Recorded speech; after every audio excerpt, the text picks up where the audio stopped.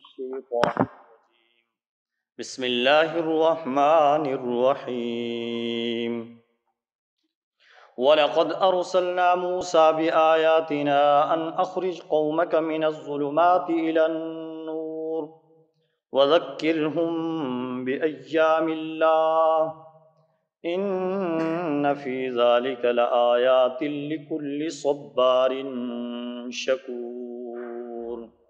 صدق اللہ العظیم۔ آج ہم اپنے درس قرآن کا آغاز سورہ ابراہیم کی آیت نمبر 5 سے کر رہے ہیں۔ اللہ تبارک و تعالی ارشاد فرماتے ہیں، اور یقیناً ہم نے موسیٰ علیہ السلام کو اپنی نشانیاں دے کر بھیجا کہ ان اخرج قومک من الظلمات الی النور، کہ آپ اپنی قوم کو تاریکیوں سے روشنی کی طرف نکالیے۔ پچھلی آیات مبارکہ کے اندر اللہ تبارک و تعالی نے نبی کریم صلی اللہ علیہ وسلم کی بعثت مبارک کی غرض و غایت کو بیان کیا تھا۔ آج کی ان آیات مبارکہ کے اندر اللہ تبارک و تعالی نے حضرت موسیٰ علیہ السلام اور دوسرے انبیاء علیہ السلام اور ان کے واقعات کو بیان کیا کہ ان کی بعثت کا مقصد بھی یہ تھا۔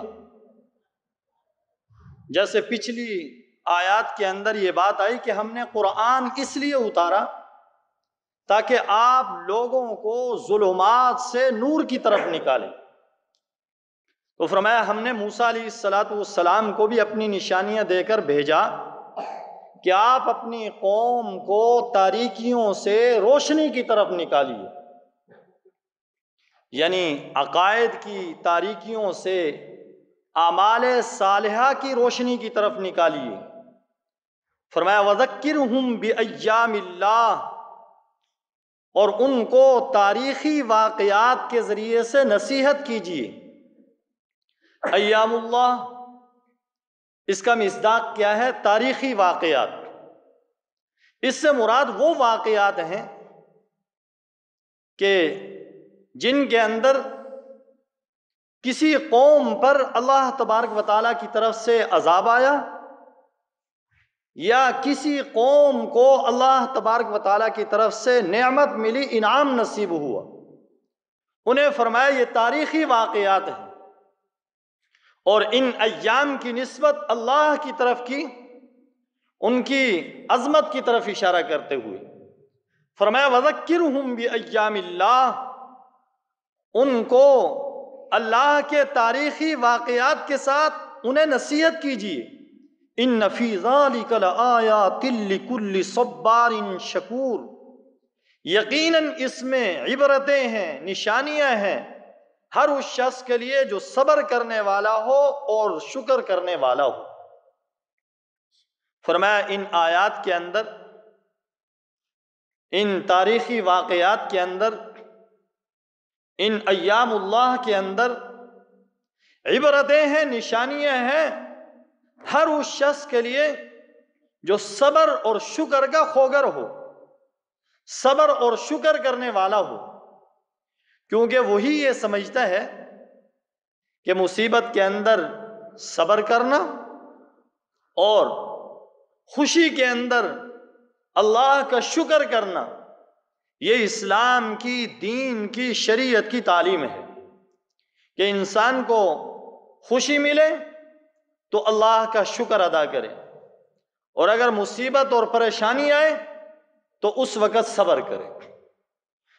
فرمایا وَإِذْ قَالَ مُوسَىٰ لِقَوْمِهِ اذْكُرُوا نِعْمَةَ اللَّهِ عَلَيْكُمْ، اور اس وقت کو یاد کیجئے جب موسیٰ علیہ السلام نے اپنی قوم سے کہا اذکروا نعمت اللہ علیکم، اللہ کے ان انعامات کو یاد کیجئے جو اللہ نے تم پر کیے، جو اللہ نے تم پر احسانات کیے انہیں یاد کرو۔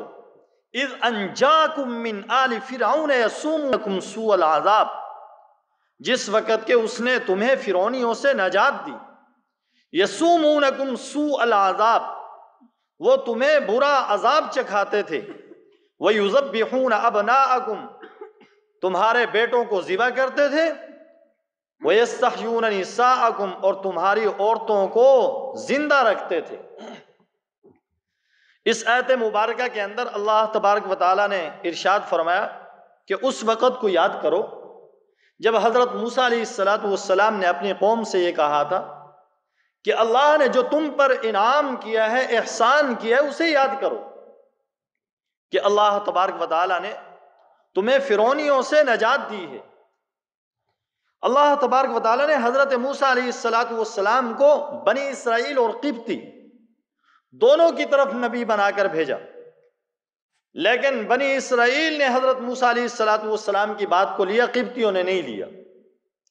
تو فرمایا اس انعام کو، احسان کو حضرت موسیٰ علیہ السلام نے فرمایا یاد کرو جو اللہ نے تم پر کیا، کہ تمہیں فرعونیوں سے نجات دی۔ وہ تمہیں برا عذاب چکھاتے تھے، تمہارے لڑکوں کو ذبح کر دیتے تھے، تمہاری عورتوں کو زندہ رکھتے تھے خدمت حاصل کرنے کے لیے۔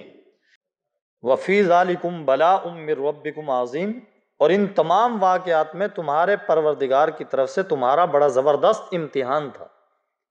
مطلب یہ ہے کہ ایسی بلا سے نجات دینا اور پھر اسے عروج میں بدلنا، یہ حق تبارک و تعالیٰ کی بہت بڑی نعمت تھی۔ فرمایا وَفِي ذَلِكُمْ بَلَاءٌ مِّن رَبِّكُمْ عَظِيمٌ، اس میں تمہارے پروردگار کی طرف سے تمہارا بڑا زبردست امتحان تھا۔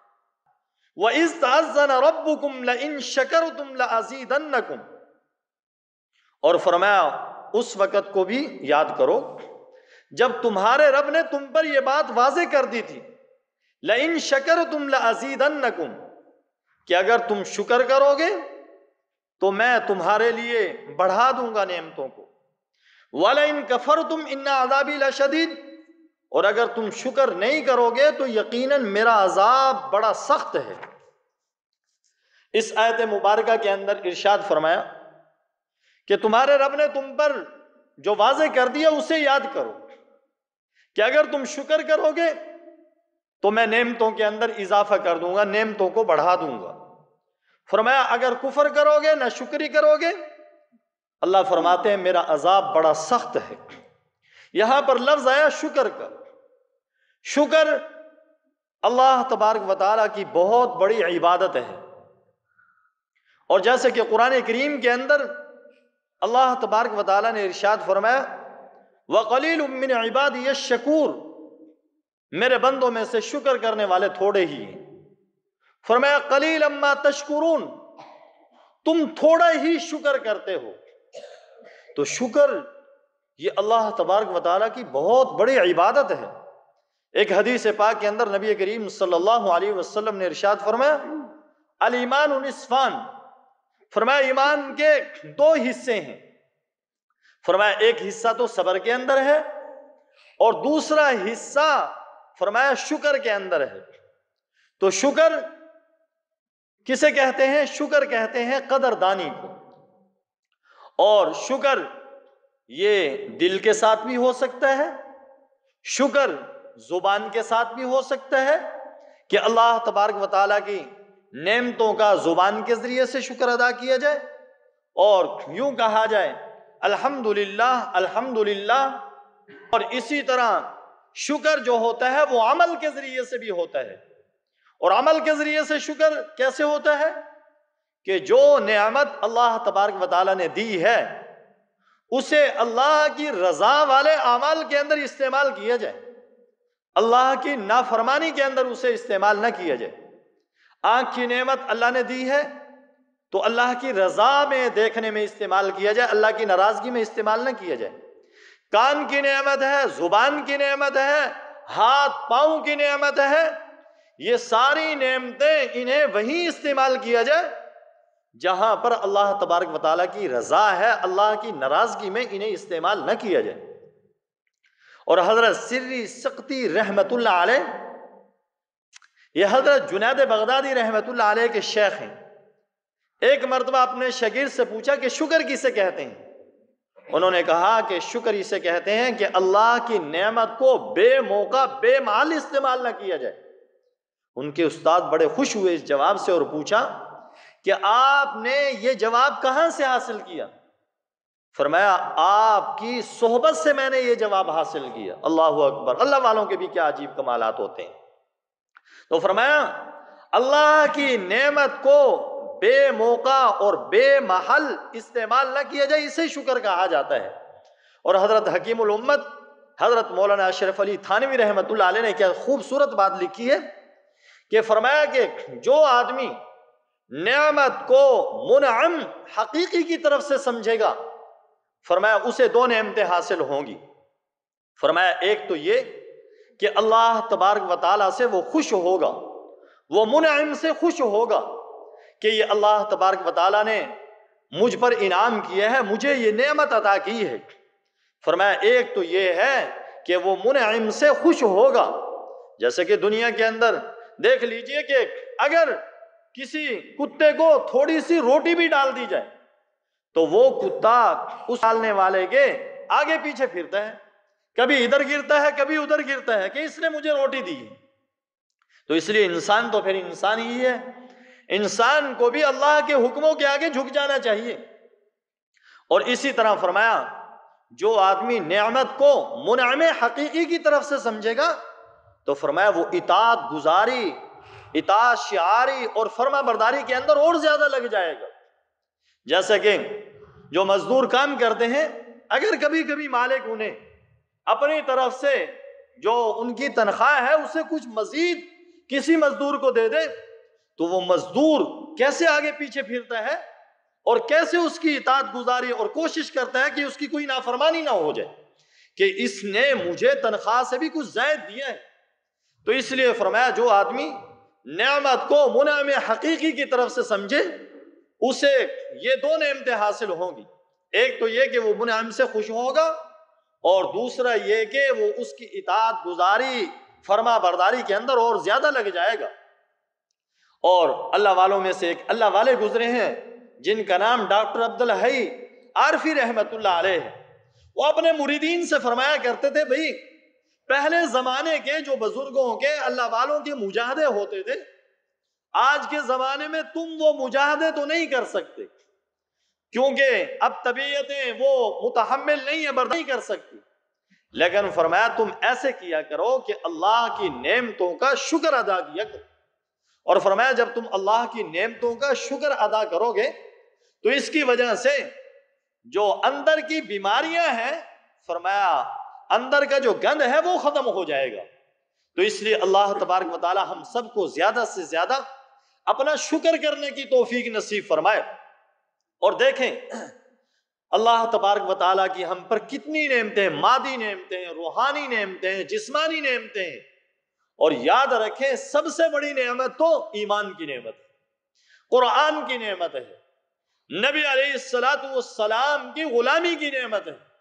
یہ بہت بڑی نعمتیں جو اللہ تبارک و تعالیٰ نے مجھے اور آپ کو عطا کر رکھی۔ اور آخرت کی نعمتوں میں سے سب سے بڑی نعمت کیا ہوگی؟ وہ اللہ تبارک و تعالیٰ کی رضا ہوگی۔ اللہ کی رضا سے بڑھ کر کوئی نعمت نہیں ہو سکتی۔ جنت کی حوریں، مرغزار اور جنت کی نعمتیں، پھل، کوئی چیز بھی اللہ کی رضا والی نعمت کا مقابلہ نہیں کر سکتی۔ فرمایا جب اللہ تبارک و تعالیٰ اعلان کر دیں گے کہ میں تم سے راضی ہو گیا، پھر میں تم سے کبھی بھی ناراض نہیں ہوں گا، اس کے سامنے ساری نعمتیں ہیچ معلوم ہوں گی کہ اصل نعمت تو یہ ہے۔ اللہ تبارک و تعالیٰ ہم سب کو اپنی رضامندی والی نعمت نصیب فرمائے۔ فرمایا اگر اللہ کا شکر کرو گے تو اللہ نعمتوں میں اضافہ کر دیں گے، اگر ناشکری کرو گے تو فرمایا میرا عذاب بڑا سخت ہے۔ آخری آیت مبارکہ کے اندر ارشاد فرمایا وَقَالَ مُوسَىٰ إِن تَكْفُرُوا أَنْتُمْ وَمَنْ فِي الْأَرْضِ جَمِيعًا، اور موسیٰ علیہ السلام نے فرمایا اگر تم اور جو زمین میں ہیں وہ سارے کے سارے، فرمایا اگر شکر نہیں کرو گے فَإِنَّ اللَّهَ لَغَنِيٌّ حَمِيدٌ، بے شک اللہ تبارک و تعالی وہ تو غنی ہیں، قابل تعریف۔ حضرت موسیٰ علیہ السلام نے فرمایا اگر تم اور جو زمین میں ہیں وہ سارے کے سارے، فرمایا کفر کرو تو فرمایا یہ تمہارا کفر، تمہاری ناشکری، یہ اللہ کی سلطنت میں، اللہ کی طاقت میں، اللہ کی قدرت میں اور اللہ کی کبریائی میں کوئی بھی کمی نہیں کرتا۔ فرمایا تمہارے کفر کرنے کی وجہ سے اللہ کی کبریائی کے اندر کوئی کمی نہیں آتی۔ اور یہاں پہ دو صفتیں اللہ کی ذکر کی، فَإِنَّ اللَّهَ لَغَنِيٌّ حَمِيدٌ، بے شک اللہ تبارک و تعالی غنی ہے، قابل تعریف ہے۔ اور غنی اسے کہتے ہیں کہ جو سب سے عظیم ہو اور اس کے سامنے جتنی چیزیں ہیں وہ ساری کی ساری حقیر ہو، اسے غنی کہا جاتا ہے۔ تو فرمایا اللہ غنی ہے، وہ عظیم ہے، وہ اتنے بڑے ہیں، اتنے بڑے ہیں، فرمایا اس کے سامنے ساری چیزیں حقیر ہیں۔ اور فرمایا دوسری بات یہ ہے کہ اللہ قابل تعریف ہے، کوئی اس کی تعریف کرے نہ کرے، کوئی اس کی مدح کرے نہ کرے، کوئی اس کی حمد کرے نہ کرے، فرمایا اس کی وجہ سے اللہ کی کبریائی کے اندر کوئی فرق نہیں پڑتا، کوئی اضافہ نہیں کرتا۔ ہاں جو تعریف کرتا ہے، جو حمد کرتا ہے، اس کا اپنا فائدہ ہے، فرمایا اللہ کی کبریائی میں کوئی اضافہ نہیں ہوتا، وہ تو پہلے ہی قابل تعریف ہے۔ فَإِنَّ اللَّهَ لَغَنِيٌّ حَمِيدٌ، بے شک اللہ تبارک و تعالی غنی ہے اور قابل تعریف ہے۔ دعا ہے اللہ رب العزت سے کہ اللہ ہم سب کو صحیح معنی میں اپنی نعمتوں کے شکریہ ادا کرنے کی توفیق نصیب فرمائے، اور ساری زندگی اللہ تبارک و تعالی اپنی نعمتوں کے شکرانے میں رکھے، نہ شکری سے، کفر سے، تمام بری خصلتوں سے اللہ رب العزت ہم سب کی حفاظت فرمائے۔ وآخر دعوانا الحمدللہ رب العالمین۔ الحمدللہ رب العالمین، اللہم صلی علی سیدنا و مولانا محمد وعلی آل سیدنا و مولانا محمد وبارک وسلم وصلوا علیہ۔ اے اللہ ہم سب سے راضی ہو جا، اپنی رضا مبارک ہم سب کو نصیب فرما۔ اے اللہ اپنی نعمتوں کی قدر دانی کی توفیق نصیب فرما۔ اے اللہ سب سے بڑی نعمت یہ قرآن والی نعمت، ایمان والی نعمت، نبی علیہ السلام کی غلامی والی نعمت، اے اللہ اس کی قدر دانی کی توفیق نصیب فرما۔ اے اللہ ہم سب کو اپنی نعمتوں کی قدر دانی کی توفیق نصیب فرما، نہ شکری سے بچا، نہ شکری کے کلمات سے بچا، ایسے اعمال سے محفوظ فرما۔ اے اللہ ہم سب کی زندگیوں کو سنت کے مطابق، قرآن و سنت کے مطابق بنانے کی توفیق نصیب فرما۔ اے اللہ ہم سب کا حامی و ناصر ہو جا، ہم سب کو اپنی رضا مبارک نصیب فرما، اپنی رضا والے اعمال کی توفیق نصیب فرما، اپنی ناراضگی والے اعمال سے ہم سب کو محفوظ فرما۔ اے اللہ ہم سب کی ساری دعاؤں کو اپنے فضل سے جناب رسول اللہ صلی اللہ علیہ وسلم کے واسطے وسیلے سے قبول و منظور فرما۔ وصلی اللہ تعالی علی خیر خلقہ محمد وعلی آلہ واصحابہ وآل بیتہ اجمعین، آمین آمین برحمتک یا جزاکم اللہ۔